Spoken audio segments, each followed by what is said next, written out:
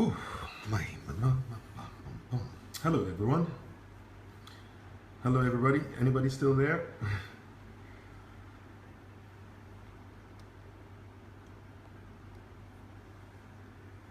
Hello, everyone. Serious apologies for the delay. I I couldn't explain why my slides seem to have been out of sync. Um, I had programmed them in a way that I wanted, and when I put them up to show them tonight, they were a bit out of sync. But you know, welcome everyone. Anyways, welcome, BC. Welcome Winston P. Welcome Odua. Welcome Afia. Bongi beloved. Welcome. I trust you can hear me very well. Okay. Our John, BC, okay. God bless you, Neka. All right, let's make this happen. Tonight I'm going to be sharing with you on something that's very dear to my heart, and I call it the journey to greatness. The journey to greatness. I think that, and I believe very strongly that there are three levels in life. I believe that at the beginning of the first step that every human being has to deal with and overcome is something called survival. And I believe that survival is the place at which you're really just trying to get by. But then you have to be able to pass survival, where it's all about what I can eat, what I can drink, the clothes to cover my nakedness, shelter for my body, just the basic things that you need in life. But you need to go beyond survival. It's not the place that God designed you for. Your God didn't send you to the earth to keep body and soul together. That was not what God sent you to the earth to do. You had, if you look at the structure or what we are told about heaven, which is where we came from, we have the bread of life, and we eat the bread of life and we are not hungry. So in heaven there is no hunger. So God will not send you from heaven to the earth just so that you can come and look for food. The water of life. The Bible talks about the rivers in heaven being like pure glass. We don't lack what to drink in heaven. Jesus said, I go to build and prepare a mansion for you. If it were not so, I would not have told you. So technically speaking, there are mansions in heaven. God didn't send you from heaven just to come and pay rent on earth. The Bible records also that the roads are paved with gold. It's not just, the kind of roads that we have in heaven are not the kind of things that we'll come here to settle for. So it must be that God is not just trying to get you to come here to eat, to drink, to wear clothes, to find shelter. There's got to be a higher order to your calling in life, okay? So survival can't be what you're meant for, right? The next level other than survival is what you call success. Success is where, in a sense, you begin to feel a sense of accomplishment. You begin to have a bit more than what is necessary. You begin to have choices. And I think that's one of the very most important things that success gives you, is to have choices in life. The choice between what you would like to drive, the choice between where you would like to live, not only in terms of design, but even the area that you would like to live. The more successful you become, the greater the number of choices you have. I hope you understand what I'm trying to say. And then, but most times that's not the highest aspiration for man, because many times you find out that when you have all the choices, then in itself you're not inspired by choices anymore. When you have all the houses that you want to have in the UK and in south of France, and you have 10 houses in Nigeria, there's still going to come a point where you come back to the basics and realize, well, there must be something wrong. I really am sleeping on only one bed. I might have 150 houses, but I sleep on one bed. I might have 20 cars, but I actually sit on one seat in one car. And so by the time you get past the hype and the excitement of the things that acquisitions have given you, you will realize that acquisitions have no capacity to fulfill you. And the highest order of life for which man was designed is what I call significance. So survival is the lowest level, success is the next level, but success is not enough to keep you going, to keep your heart pumping, to keep you looking forward to another day. It's got to be significance, right? This is one of the reasons why a lot of people who have made money in the end want to probably give back. It's that search for significance. Some of them want to go into government and begin to do more than what they have, whether it's Donald Trump or anybody. Once you've done very well, Mitt Romney did very well in finance and then wanted to give back, because significance is really where the calling of man was, and it is at significance that man truly becomes great. So I want to talk to you about greatness this evening, and this is basically to help you understand. Now let me quickly say something that is very interesting, is that while significance is the true call of man, man can become significant even from the point of survival. You don't need to have been successful before you become significant. Most people tend to think that I must have conquered success. I must have more than enough to give for me to now be able to give back. That if I don't have more than enough to give, I will have nothing to give back. There can be nothing further away from the truth.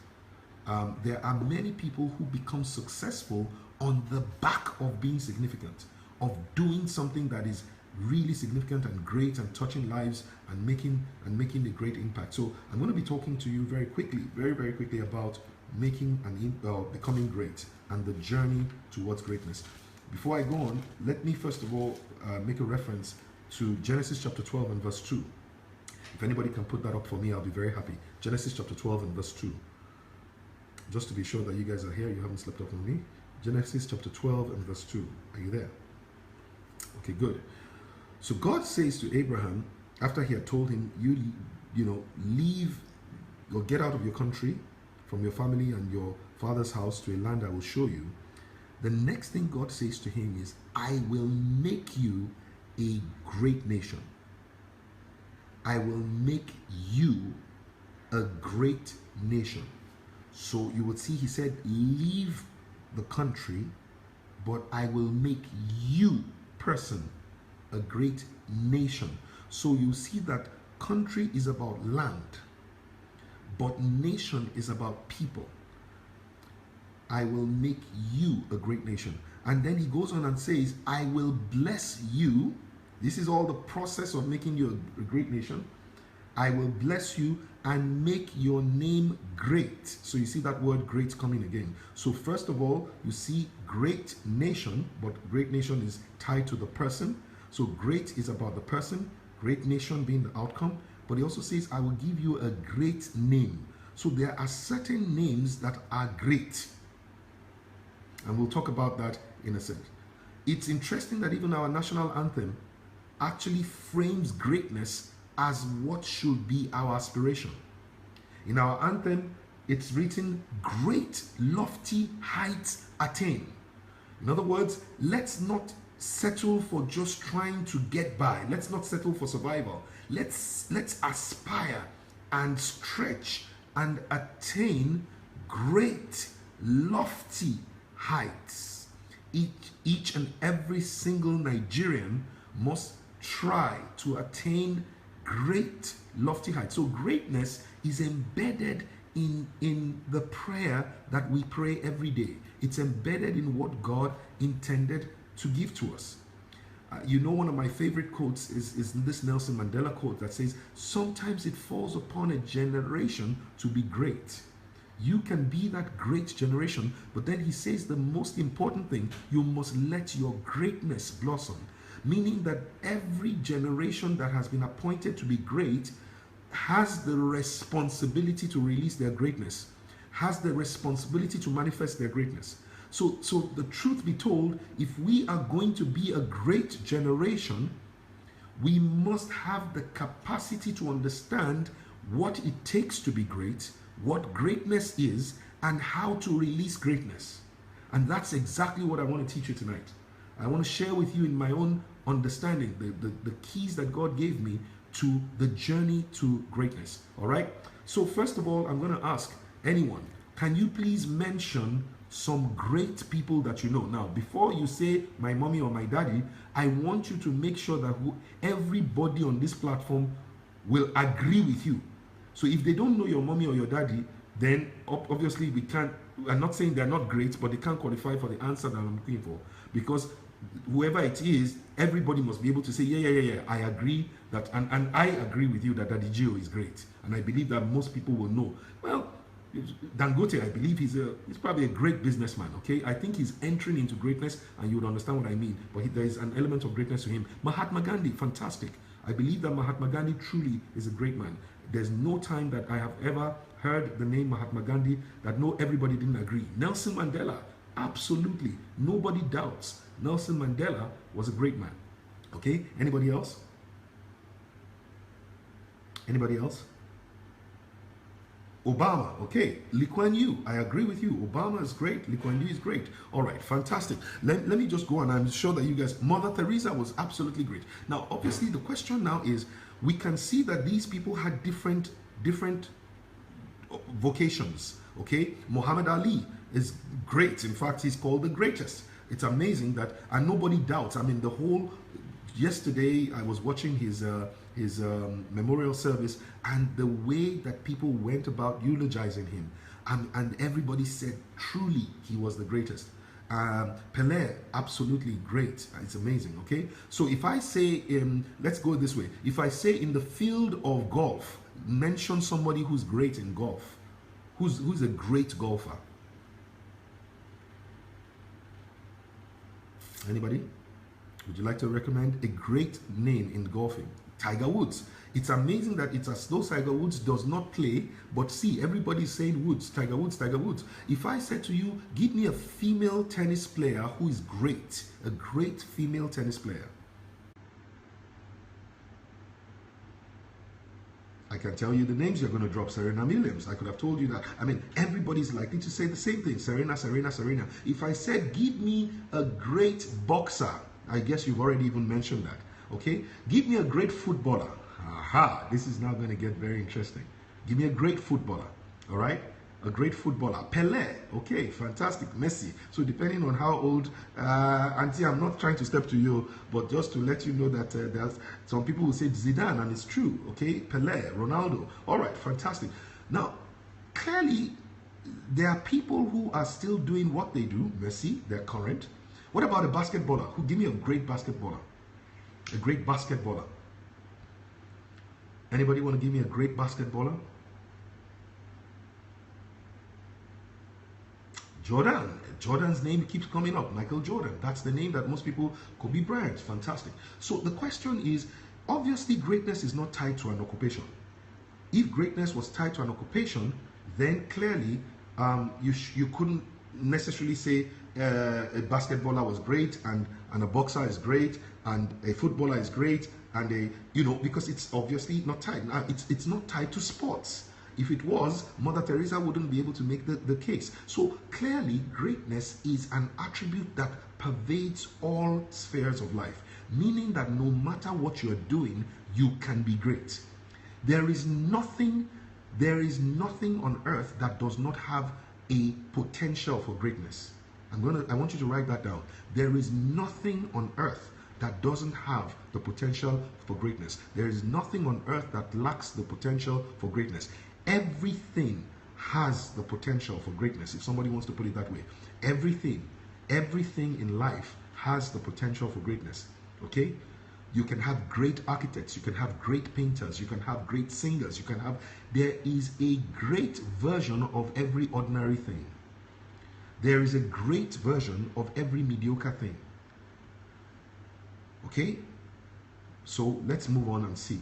So how do we measure greatness? Since we know all these amazing people that are great, how do we measure greatness? What is the thing that is common to all these people who lived in different times? Many of them didn't even meet each other alive. Kobe Bryant probably wasn't there when Mahatma Gandhi was alive. Kobe Bryant, I don't even think he was there when Martin Luther King was alive. So question is, what is it that makes people great and sustainably great over a long period of time? One of the first things I want to quickly tell you about greatness is that greatness immortalizes man. I want you to note that greatness immortalizes man, meaning that when you are great, you don't restrict greatness to breathing.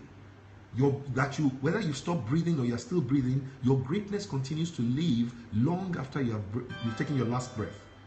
So greatness immortalizes people. When you become great, you become immortal. Then people cannot even use the word late for you anymore. They can only use the word great. Anybody ever heard of Alexander the Late? Anybody remember Alexander the Late? There's no Alexander the Late. There's Alexander the Great, right? Has anybody ever heard of the late Apostle Paul? There's no late Apostle Paul. There's only the great Apostle Paul. I don't know whether you understand what I'm saying. King David is never called the late King David. There are certain people in the Bible. Nobody says the late Father Abraham. You don't use the word late for great people. Late is what you use for ordinary people. Okay? People who, at the end of their breathing, their impact stops. But with great people, their impact continues long after they've taken their last breath. Okay? So, there are three things that I want you to understand that helps to make greatness. Greatness is measured in three major areas. Okay? Number one, influence. Okay? Great people have influence. And when you look at the influence that they've been able to make over their lifetime, that is what creates the measure of greatness that people celebrate. So look at all the people that you have spoken about. You will see that they were all people who had significant influence in their lifetime. All right? Let me give you an example. What is influence? Let us define influence. First of all, influence is the ability to alter or sway an individual or a group's thoughts, beliefs, or actions. So anyone who had the capacity, or through his lifetime and what he does, especially his vocation, was able to alter or sway an individual or group's thoughts or beliefs or actions, was considered to be great. That's a person of influence. Now, if you begin to influence a lot of people, then you are considered to be a greater person than somebody who influences a few people. All right, so you will find out that the capacity to influence is the most important thing. The ability to change the way people think, the way people behave, the way they talk. This is the ability to change people's culture. Mark Zuckerberg has changed the way that the world communicates. Today, many things are done through Facebook. If Facebook were a nation, it would be the largest nation in the world, with 1.6 billion active users. Mark Zuckerberg will be the president of the largest nation on earth. And today, people who have never met each other call themselves friends. They say, well, you are my friend on Facebook. And you know, it's amazing how in the times past, people used to go and greet their friends physically. Their friends were the people they spent time talking with physically. Today, your friends are the people you spend time connecting with remotely. You guys are my friends. You are the, in a sense, honestly, I'm sure that I talk to you guys more than I've talked to anybody else over the last 19 days.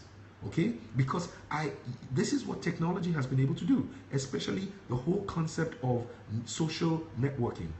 Now, as you will find out, what Facebook has done and what everybody else has done in trying to distinguish themselves is really coming out of still what Facebook has done. Facebook is the benchmark for social network. Twitter, Periscope, and all of those things are feeding off the concept of Facebook. Okay, it's very interesting that when Hosni Mubarak, after 30 years, was kicked out by a 30-year-old boy, literally, who mobilized action against him. Okay, the boy was born in the year Hosni Mubarak became president of Egypt. And it's interesting that you can imagine that if Hosni Mubarak had been told that the boy that will kick him out was going to be somebody that was born in the year he became president, he would have said it's impossible. He would have said it's, but Wahil Gonim, which is the name of the guy who created the movement that actually went to Tahrir Square, Wahil Gonim was 30 years old. He was born in the year that Hosni Mubarak became president. Now, after that entire process of getting Hosni Mubarak out, after literally, I mean, the Wael Golim was celebrated as a national hero. His first interview, he said, "I want to thank Mark Zuckerberg for creating Facebook." Now, in other words, Mark Zuckerberg created the platform that helped to influence or alter or sway a group of people's thoughts, beliefs, or actions. Nobody believed that they could take out Hosni Mubarak. It wasn't in their mind frame until social media through Facebook was created. Let me move on. The second thing is that the second measure of greatness is impact. So the first measure of greatness is influence, the ability to change the way people think, change the way people behave, change their action, and change. The second dimension of greatness is impact. And with impact, I'm talking about how far-reaching your influence is. Okay? So impact is the ability to bring about change, but the greater your impact, the greater the number of people that you are able to bring about change on, the greater your greatness. So at the very least, you must first of all be able to impact yourself. And don't be surprised, a lot of people want things, but they don't know what to do to get it. They can't even impact themselves. I've seen people, and at one time, I've been there before, where, long before I became saved and I was a Christian, I used to smoke. And I used to smoke up to 2 packets of cigarettes a day. And one day somebody said to me, "But you know that smoking is bad?" I said, "Yes." He said, "So do you believe that you are addicted to cigarettes?" I said, "No." He said, "Can you stop smoking?" I said, "Anytime I want to." And he said, "Okay, why don't you stop?" And I tried to stop, and before I knew it, in less than 2 hours, I was shaking. Then I realized I couldn't help myself. And that was a major revelation for me. Okay? Many people can't even impact themselves. They can't even make a positive impact on themselves if they wanted to.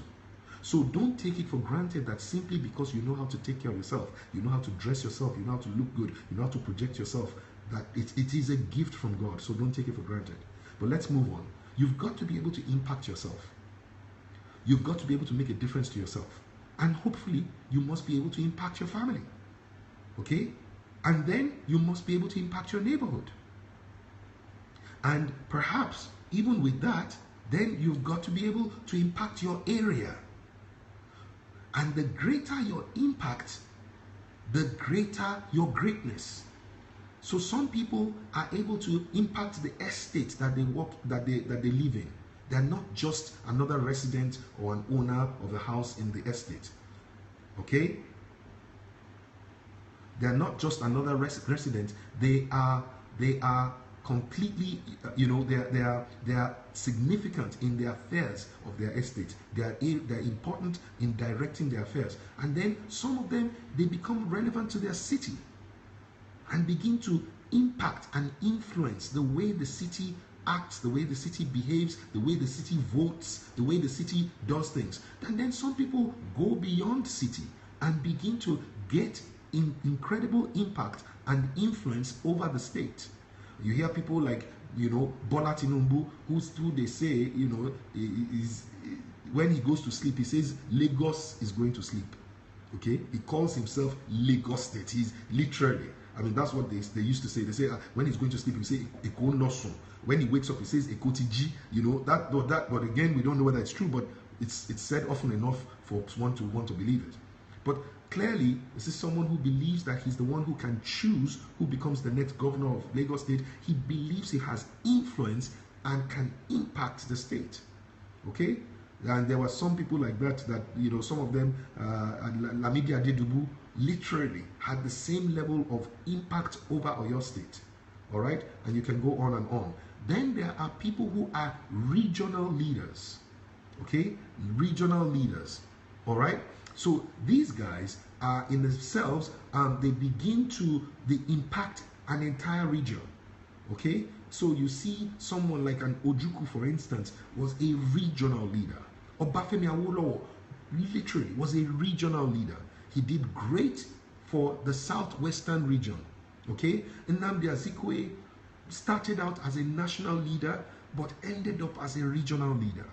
Tafawa Balewa, supposedly on the national stage, but they really were relegated to regional leadership.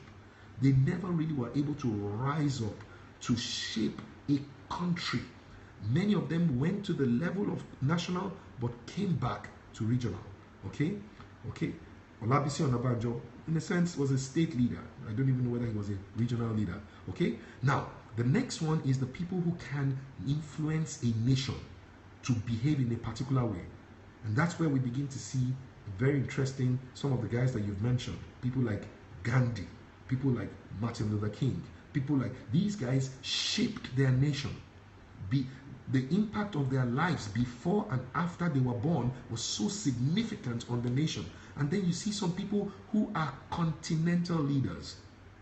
Okay, an emerging continental leader that you guys must take note of is a guy called Tony Elumelu. Tony Elumelu is beginning to do a lot of great things for African entrepreneurs. So his mind frame is not just about Nigeria. His mind frame is about Africa.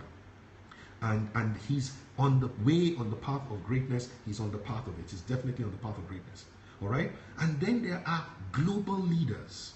Now, global leaders are people like Bill Gates, who the impact of their lives have not left the world the same. Right? Mark Zuckerberg is a global leader. The impact and the influence that he wields bears no national borders. Okay? And then there are guys who are called generational leaders. These are guys who shape the ideals of a generation, the world in which they live, and everybody that is thinking. Again, Mark Zuckerberg qualifies here. Okay? Steve Jobs qualifies here. Okay, these guys changed the way an entire generation behaves. And then there are some that are even transgenerational.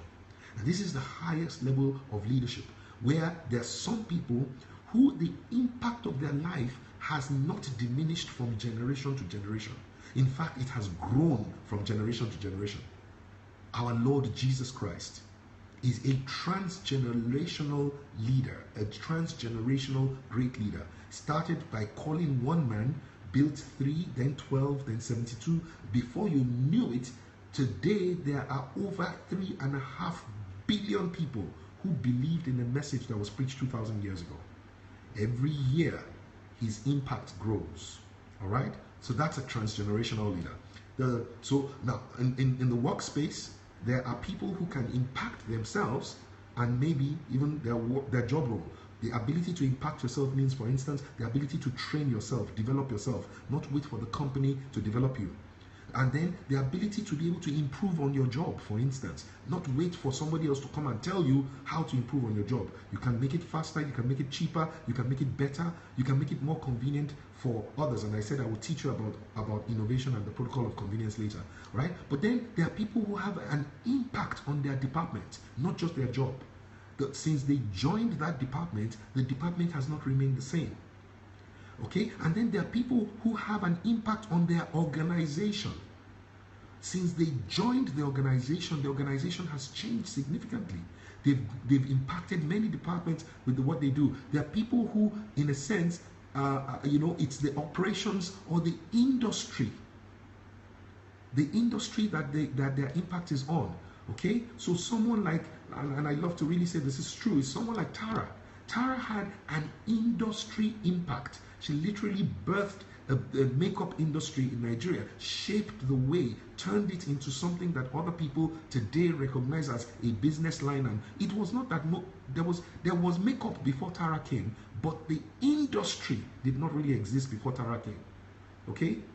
Some people would say to you, the public speaking, motivational speaking, personal development industry, there's been an impact on it since some people came into that space. Okay, so some people, it's their region and then their nation and the subcontinent. Some people have West African impact, and then of course there are global impact, like companies that have, like UBA, for instance.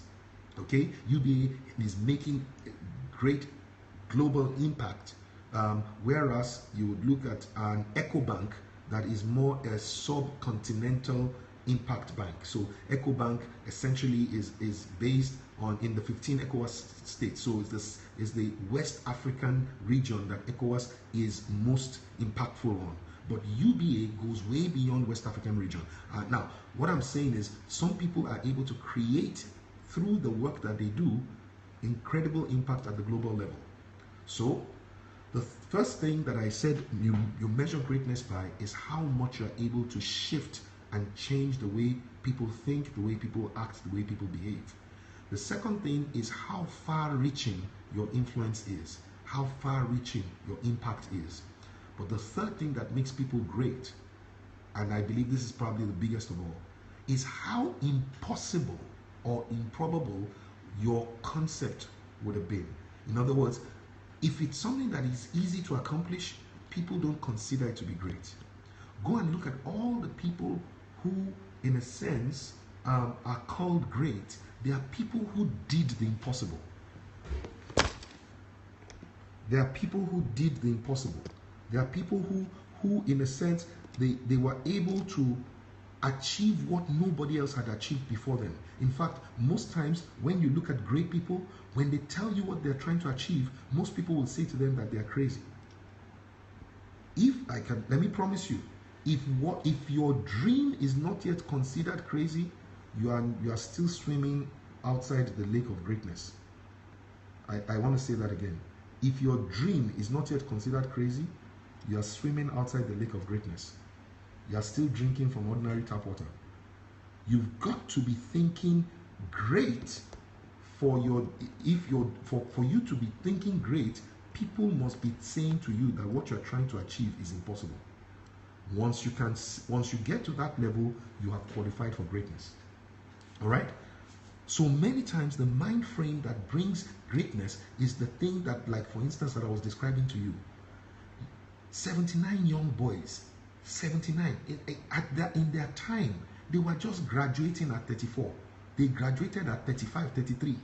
So these were fresh graduates who came together in a room and said, we want to go and liberate our country. Who would ever have believed?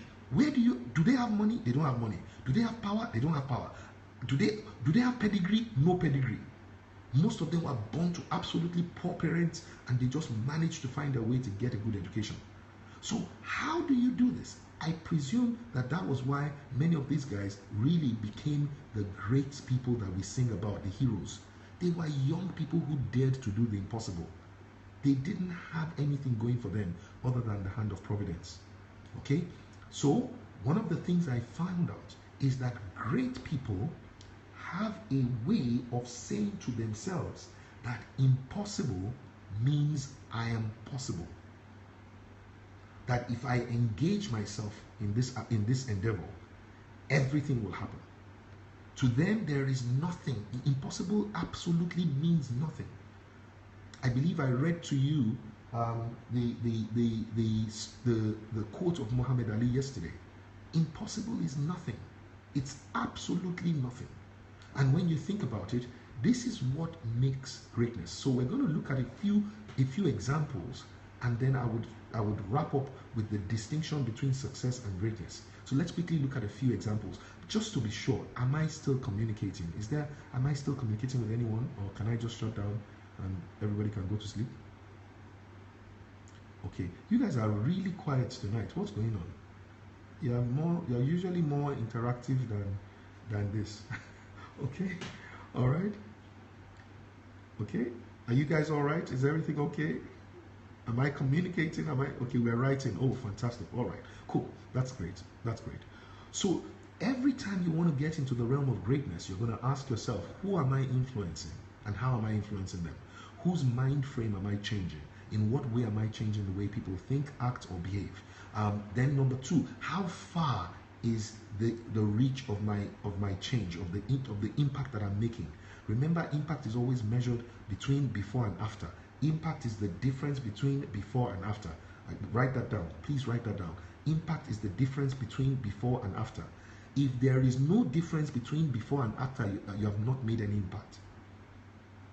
If you went to an organization and the same way the organization was the way you left it when you left, there you've made no impact. All right.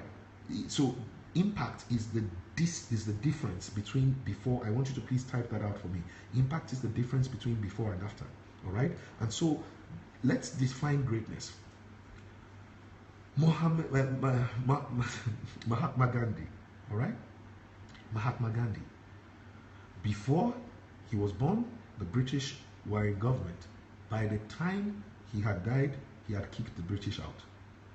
And he used something that was considered highly improbable, completely impossible, called non-violence.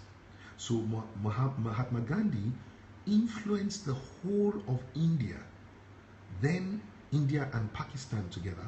He influenced them.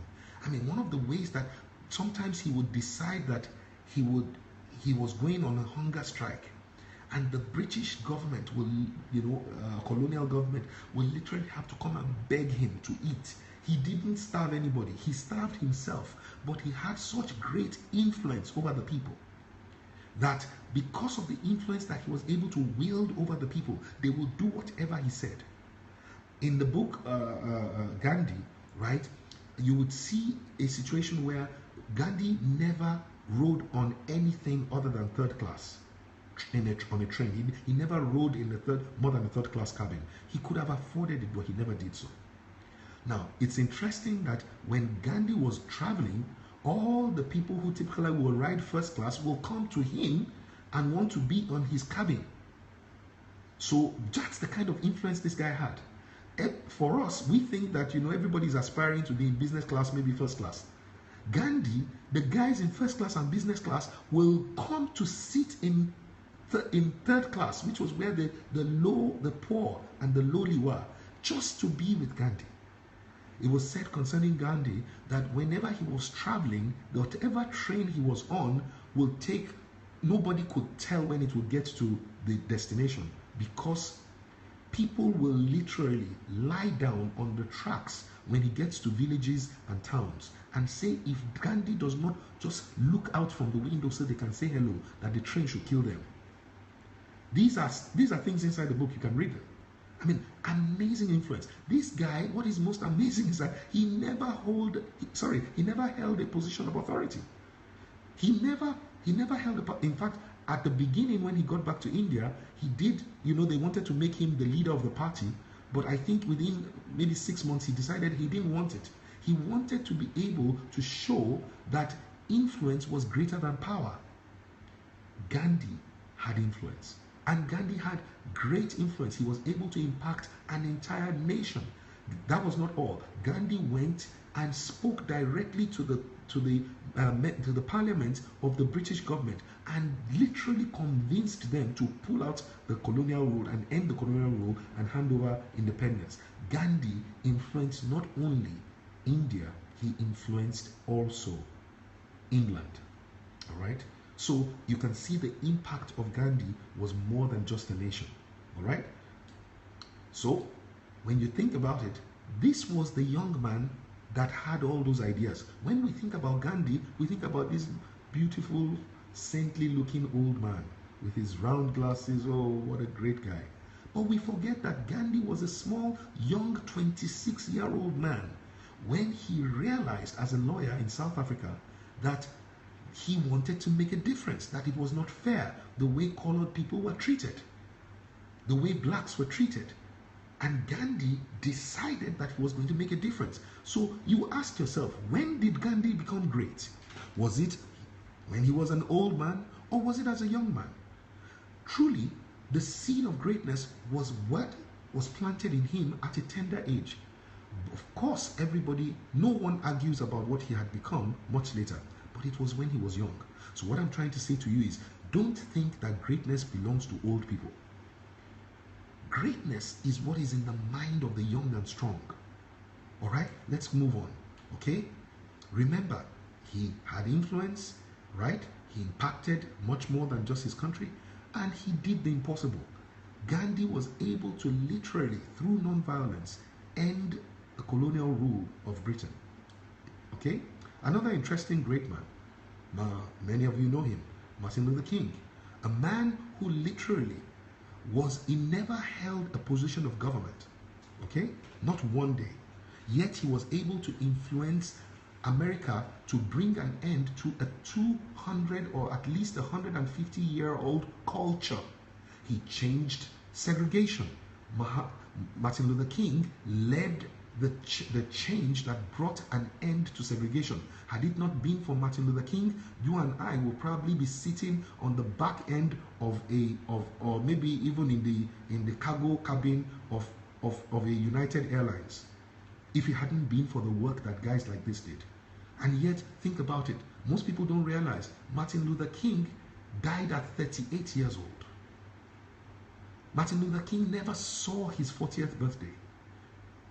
Can you imagine that? That a guy who made such amazing impact never even got to 40. And yet, think about it. He was able to literally change an entire nation. He gave a speech. I have a dream that one day my 4 little children will not be judged by the color of their skin, but by the content of their character. I have a dream today. Okay.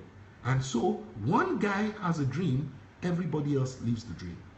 He didn't dream about just himself. Don't forget, Martin Luther King really didn't face as much segregation. I mean, he was able to sit, wine and dine with people like Kennedy, with people like LBJ, Lyndon Johnson. This guy had access. By the age of 33, he was a Nobel Prize winner. He won $1 million. He wasn't a poor man. But Martin Luther King was able to do the impossible. He literally pulled together the largest movement of over 250,000 people to the state capital. And he gave the I Have a Dream speech. And many people say because Martin Luther King had a dream, we had Obama. All right? It's very interesting. Martin Luther King had a dream, we had Obama. At the 50th anniversary of the I Have a Dream speech, 3 United States presidents went to read out the speech of Martin Luther King at the moment he was reading on the same day. Obama was there, Bill Clinton was there, Jimmy Carter was there. I mean, isn't that amazing? This is one man who was never a senator. He was never a congressman. He was never a president, never a governor. And this is the one that is most amazing, guys. Think about it this way. Martin Luther King did the impossible. What's the impossible? The only man in the history of America whose birthday is a national holiday. A man who never took up a government position. A man who changed and influenced the way that generations think. Transgenerational impact. Still, today, the only man in the US, the only human being whose birthday is a national holiday, January 20th. So think about it this way. There was another great president, okay? I mean, everybody loves him. They think he's probably one of the greatest presidents ever. I mean, there's always this argument about whether it's JFK or Abraham Lincoln. But big idea is, let's just look at JFK. One day JFK wakes up and says, you know, in 1963, I want to charge the nation to send a man to the moon and back safely before the end of the decade. His vision was so great that it impacted the whole space race. Previously, everybody was trying to get to space. But now, John F. Kennedy said, I don't want to go to space, I want to go to the moon. Nobody had been to the moon. That was impossible. And not only that, he was bold enough to say that he wanted to see or send a man, not a landing shuttle, not a space shuttle, not a manned craft, an unmanned craft, a man to the moon and back before the end of the century. Before the end of the decade. Please forgive me. And what happens? This guy is assassinated in 1964. Okay, what should have happened to the dream? The dream should have died. But because it was such an impactful dream, because the man was such an impactful man, he did so much to be able to bring an end to this segregation. He did so much to be able to give voting rights to the blacks and all of that. This man had changed the way America thought. And but on July 20th, 1969, just as Kennedy predicted, Neil Armstrong took one step that was a great step for himself and a giant step for mankind. Okay? He came back safely, just as Kennedy predicted 4 days later on the 24th of July.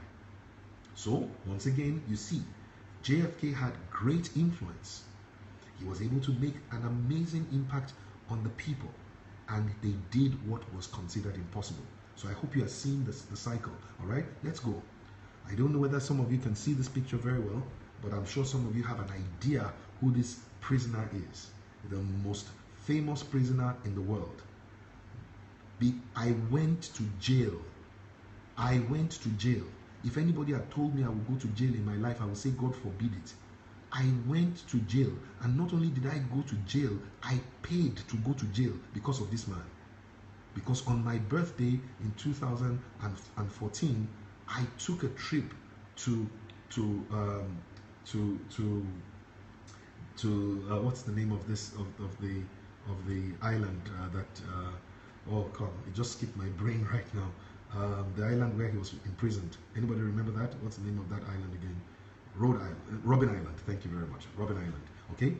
I paid money, about $50, something like that, to take a boat that will take me to jail. If anybody had told me I would go to jail in my life, I would say, God forbid it. Because one man went to jail, he influenced me to go to jail. I don't know whether you understand what I'm saying. And so you would see that this man was a truly great man.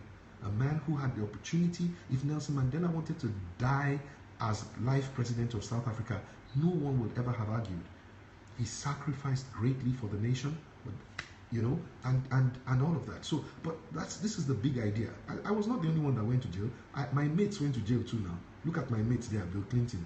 He went to jail, right? Where all of us were people that went to jail too with Mandela, you know. So if you want to join our league, you know, it's okay. You can go to, it's all right. But, you know, may God never let you go to jail.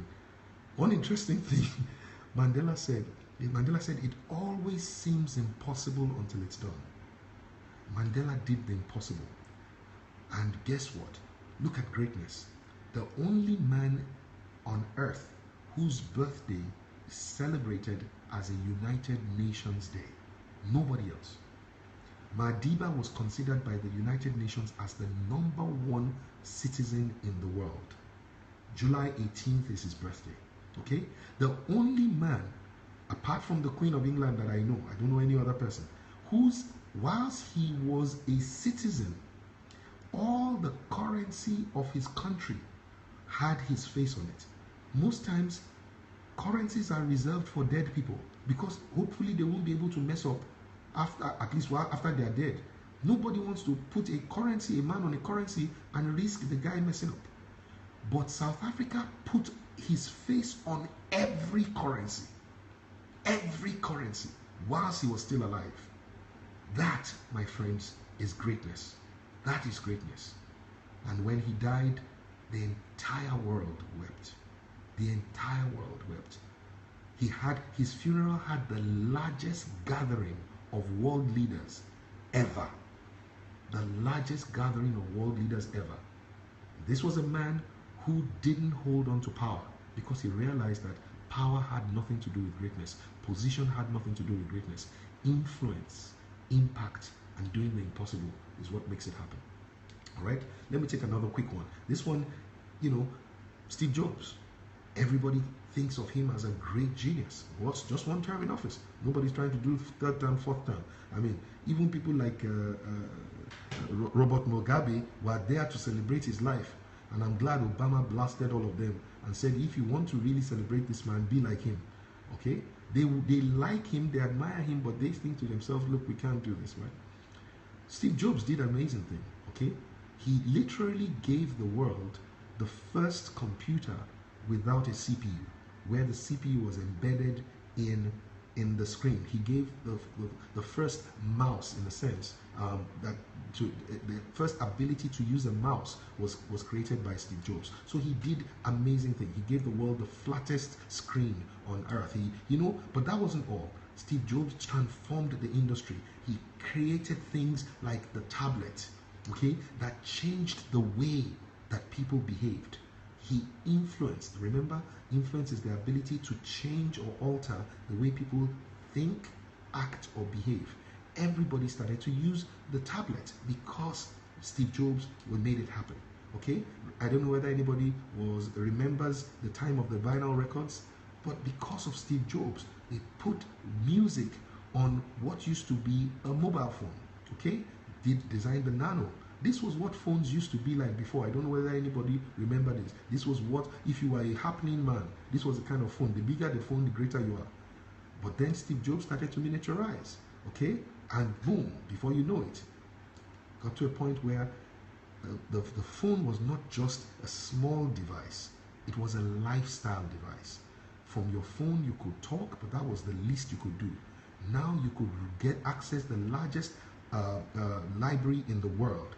Now you could watch movies. Now you could listen to music. Now you can measure your heartbeat. Now you can play games. This guy changed the world. And for that, he's considered a great man.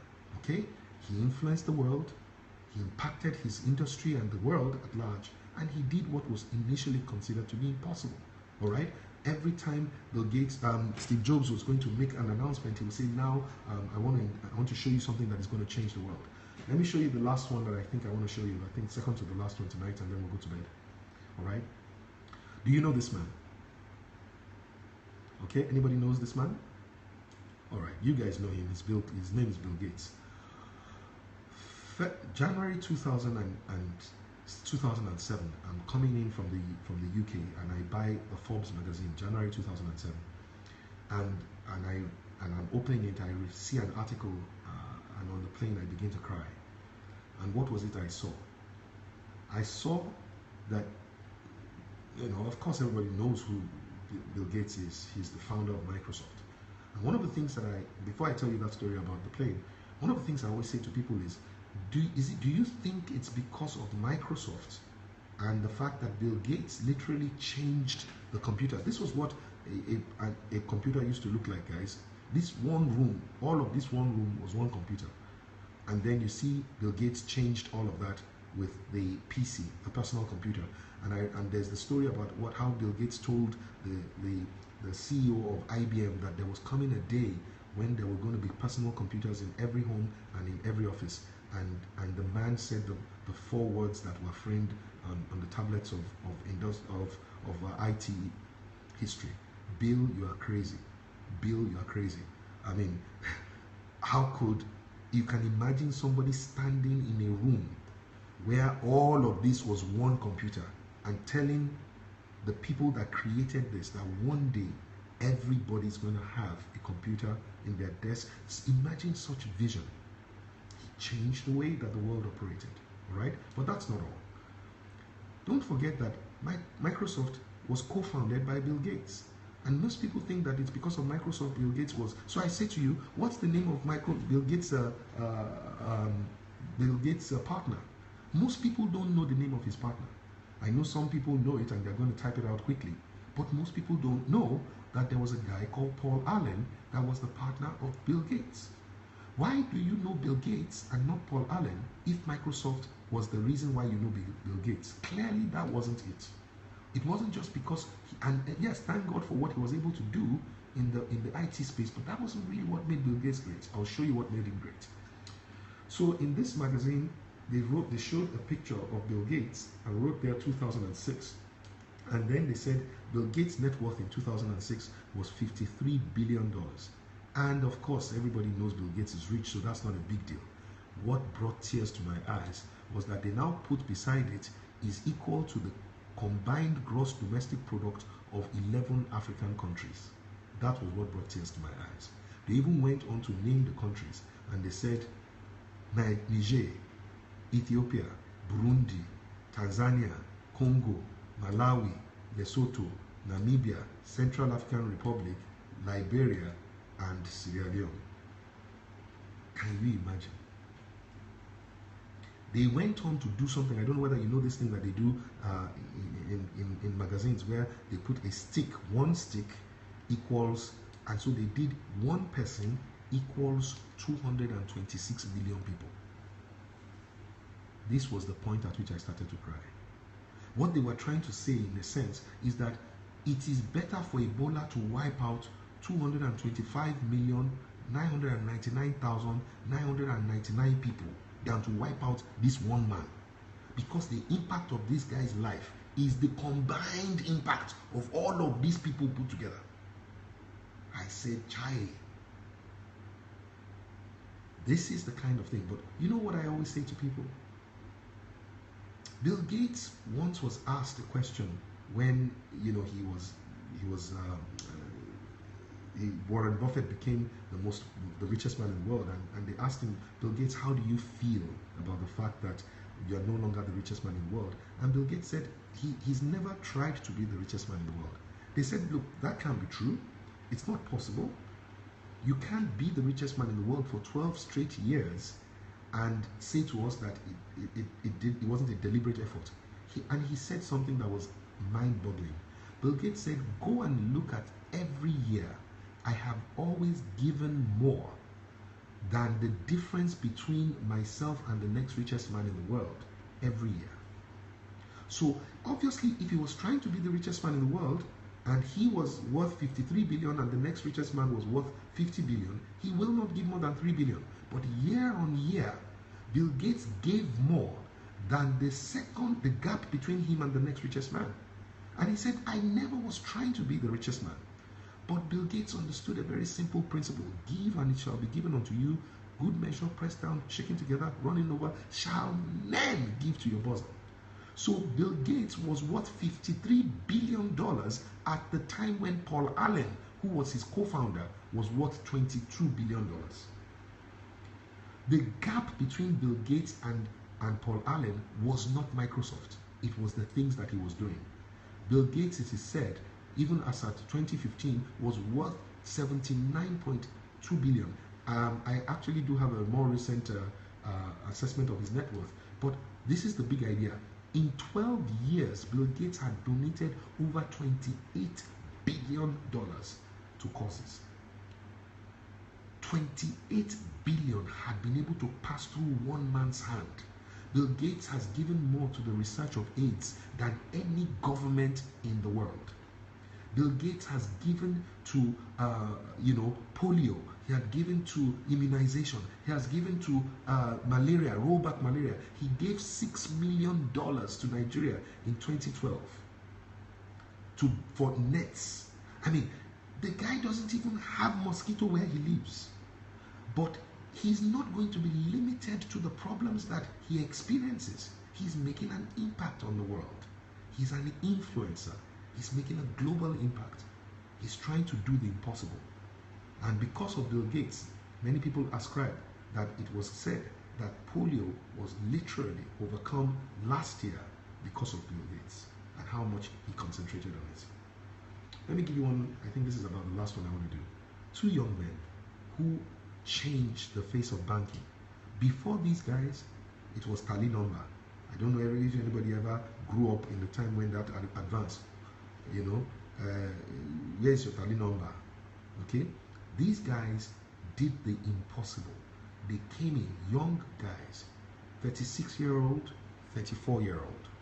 Okay, 36-year-old, 34-year-old, and these guys changed the face of banking. They started Guarantee Trust Bank on his dining table. They started on a dining table, and these guys literally changed the face of banking in Nigeria. They did, don't forget, they influenced the way that people banked. Nobody was using tally number again after Guarantee Trust Bank. They impacted not only an industry, but an entire nation, an economy. And they did what was considered to be impossible. At that time, if you go to Guarantee Trust Bank, you will see someone playing classical music on the piano. If you go in every Thursday, no matter who you are, you will be able to pick up a piece of cake and have a drink at that time. Okay? That was when Guarantee Trust was great. Was great. So when you think about it, what really makes these people great? Again, remember, greatness is measured different from success. So I'll give you success. Success is about if you can snap this slide, it will be very good for you. Success is about income. Most people who will measure success by how much they earn. Most people will measure success by how respected they are. When people are promoted, they are congratulated on their success. People think of success as fame and rewards, positions and possessions. Most people measure success by their achievements and their provision, how much they have, how much prosperity they are able to roll and command, and how ambitious they have become. But greatness has nothing to do with that. For greatness is not about income. Greatness is about impact. There's nothing wrong with making an income, but your life is not there to make an income. Your life is here to make an impact. While successful people crave respect, honor naturally comes to the great. And because honor is no respecter of age, you can see a young boy that is honored because he's great and making a great impact. Whilst success is about promotion, greatness is about prominence. They don't even need a position of authority. When great people come, they want to go and sit down at the back row. People will come and be begging them, please sir, come to the front. Please come to the front. For successful people, if you don't put them on the front row, you're in trouble. They walk out of the place. Greatness does not require any fame because acclaim is attached to greatness. Success can be measured by rewards, but it is greatness that are usually signified by awards. Most times, awards are given to people who have made a significant, exceptional difference beyond the ordinary. Positions and possessions are functions or are ways of measuring success, but influence and affluence. Affluence is the control of money. Nelson Mandela wanted to raise money for what they call the Mandela Children's Foundation. Okay? BMW went and created special Nelson Mandela cars that were produced in South Africa. They had Nelson Mandela's signature embedded on the walnut trimming of the car. They sold those cars for twice the normal regular price, and before they could finish producing, all the cars were sold out. The United States government gave $120 million to the Nelson Mandela's Children's Foundation, the largest amount that they had ever given to any personal endeavor of any human being on earth. Coca-Cola endowed every document that Nelson Mandela ever stored, endowed with $2 million, the framing of every document that Nelson Mandela's signature was ever on. So you will see that Nelson Mandela did not need to have money. There was no amount of money he needed that would not show up. He had control over money. People will give anything to whatever he wanted. And so you see that while success is about achievement, greatness is about accomplishments. What is an accomplishment? The impact of an achievement. An accomplishment is the impact of an achievement. Many people achieve things, but they don't accomplish much. You are able to attain a particular level, but it doesn't make a difference. Whilst success is about provision, greatness looks to providence, the hand of God that provides everything you need. While success is about prosperity, greatness is about posterity, generations to come. While success is about ambition, greatness is about vision. You know, you will never have heard anybody say he has great ambition. You can see people say he has selfish ambition, but you can never hear the word selfish vision, because greatness is never about self. Greatness is always about others. Greatness is never about self. Greatness is always about others. Success is never about others. Success is always about self. Success is a personal yardstick. Greatness is a communal yardstick for a person. Greatness is about how well you did for everybody. Success is about how well you did for yourself. That's why they say you can become successful by making a living, but you can only become great by making a difference. Ladies and gentlemen, this is what I pronounce to be the journey for greatness. I want you to understand that we are on a path of greatness. And if we're going to be able to, listen, the vision that we have, not feladurotoye's vision. Don't ascribe 2025 to me.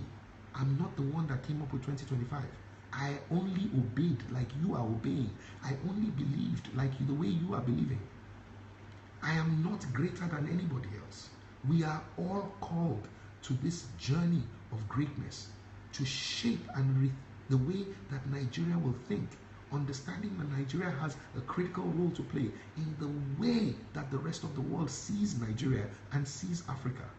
Our role is also to shape the way Africa thinks. That's why we have the personal creed. The personal creed is a new lifestyle creed. Our job is to drive it deep into the heart, not only of our generation, but onto many generations to come. Because we have been called to a great mandate, truth be told, we will build a nation that people would love to live from all over the world. A nation where people will come from all over the world to work. A nation where people will come to play and to visit. Most importantly, a place where people would love to invest. Ladies and gentlemen, we have a calling to greatness. We're not trying to be great. We must be great. We must make and we must influence our generation. We must impact our generation. And we must do the impossible. Most people think that 2025 is an impossible dream. That is all the more reason why it's going to be a great dream. But 2025 will only come when you influence others, when you impact others, when you do the impossible. This is how we're going to build it. This is how we're going to build it. This is what I need of you. And I want you to ask yourself tonight as you sleep, in what way am I influencing the way other people think, act, or behave? And how far-reaching is my impact? What is the difference between before I came and now that I'm here? The before and after. And what am I trying to do that is considered impossible, improbable? What is the thing? These are the three questions I want you to sleep with tonight. And it is my dream and my desire that the Spirit of God will open your eyes so that the eyes of your understanding will be enlightened and you will know the hope to which He called you. God had a hope when He called you from heaven to influence the earth, to impact the earth, and do something that only with God could be done. For with God, nothing is impossible. So I'm asking you, are you ready for the journey of greatness? I don't know, can you give me an answer? I know we've taken some time. Are you ready for the journey of greatness? Are you ready? Are you ready? Are you ready? Are you ready for greatness? Because great is our God, and you are made in His image and His likeness. Great is the word that has always described God. You have no choice but to be great. Success is not enough. So let's go and let's build a great nation. Let's be a great generation. Now, ladies and gentlemen, that you know the journey to greatness, I ask you, go for it. On the path of greatness, there is no speed limit. Thank you, and God bless you. Go ahead and deliver the future. Thank you. Thank you so much for your time tonight. I really, really want to say thank you. God bless you guys. God bless you guys. Thank you so much. Thank you, thank you, thank you. Father, we thank you for your anointing that causes men to do the impossible, that makes people be able to impact their generation, that makes people be able to shift and change the thinking, the patterns of this world. And I know that it starts first from ourselves. And you say, do not be conformed to the pattern of this world. You cannot be a conformist and be a transformer at the same time. Please write that down. You cannot be a conformist and be a transformer at the same time. You cannot conform and transform at the same time. It's impossible. It's impossible. You have to be transformed to be a transformer. You cannot give what you don't have. You cannot be a conformist and be a transformer at the same time. We are called to transform, to influence, to change remarkably what it is that we have met. The world cannot be the same from when you were born to after you go. And so I ask that the grace of the Lord will come upon you mightily. A great grace will come upon you that will enable you to do great things. In Jesus' name I pray. Thank you, thank you, thank you, thank you. thank you guys. I'm really, really grateful for you guys. Thank you for staying with me. I poured out my heart on this matter, and I really want you to just take it with you and go and do what you can. All right? Okay. This teaching will be available sometime on our blog. I'm recording it on my phone, so I'm going to download it from my phone, and we're going to upload it on the blog. And you can go get other people to listen to it if you think that it's a useful training or something. But just tell them success is not enough. You must be great. Okay? That's the message. Success is not enough. You must be great. I'm not asking you not to succeed. Success is good, but you can't stop at success. You must be great. God bless you guys. Thank you so much. Have a lovely evening, and I will see some of you at 12 o'clock. We'll have a quick prayer at 12 o'clock, and then we go to bed. I'm going to wait till 12 because if I go to bed now, then maybe tales by moonlight. Okay? God bless you guys. Thank you so much, Your Excellencies. Thank you so much. God bless you. Have a nice evening. Sleep tight. Sleep well.